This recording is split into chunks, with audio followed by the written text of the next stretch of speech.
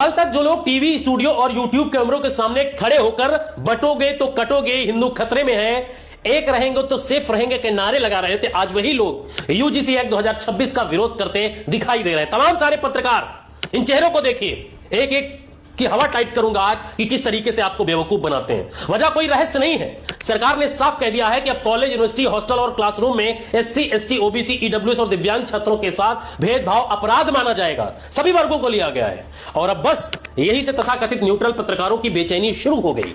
UGC की आधिकारिक report बताती है कि उच्च शिक्षण संस्थानों में जातिगत शिकायतें 116% बढ़ गई हैं।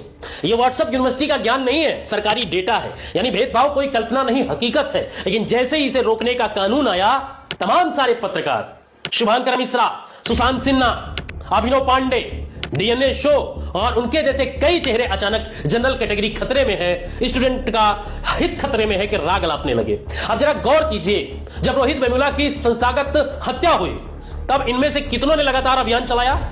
यूपी में ओबीसी शिक्षक भर्ती घोटाले पर कितने प्राइम टाइम किया? किसने किया?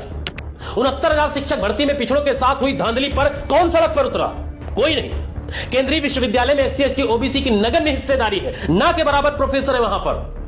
किसने घंटों का शो किया? किसने आवाज उठाई है? जवाब है लगभग किसी ने नहीं। लेकिन जैसे ही भेदभाव पर रोक लगाने वाला कानून आया, अचानक स्टूडेंट विरोध कर रहे हैं कि कहानी चल पड़ी। असल में विरोध छात्र नहीं कर रहे हैं, विरोध वो लोग कर रहे हैं जिनके दिमाग में यह भरा हुआ है कि भेदभाव उनका जन्मसिद्ध अधिकार है। आंकड़े चीख चीख कर सच्चाई बता रहे हैं। देश के 45 केंद्रीय विश्वविद्यालय में एससी वर्ग से सिर्फ एक कुलपति है, एसटी से सिर्फ एक और ओबीसी से महज 5। याद रखिए, एससी से एक कुलपति, एसटी से एक, ओबीसी से 5, बाकी सब ही एक ही सामाजिक वर्ग से हैं। इसे संयोग कहा जाएगा, जातिगत वर्चस्व कहा जाएगा या कुछ और? प्रोफेसर पदों में एसटी के 83%, ओबीसी के 80 और एससी के 64% पद खाली पड़े हैं।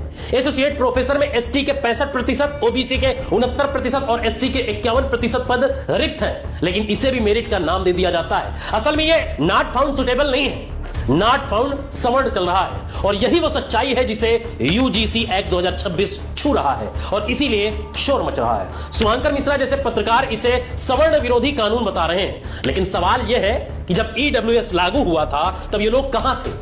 तब क्यों किसी को संविधान याद नहीं आया? तब क्यों जनरल गरीब है का आंदोलन नहीं चला? क्यों ईडब्ल्यूएस के वर्चस्व को खतरा नहीं था? सिर्फ हिस्सेदारी बढ़ी थी। आज पहली बार शिक्षा संस्थानों में यह साफ दिखा है कि एससी, एसटी, ओबीसी छात्रों या ईडब्ल्यूएस के साथ भेदभाव अपराध होगा और तभी अचानक हिंदू गायब हो गया। उसकी जगह ब्राह्मण खतरे में है, ठाकुर खतरे में है, सवर्ण खतरे में है आ गया।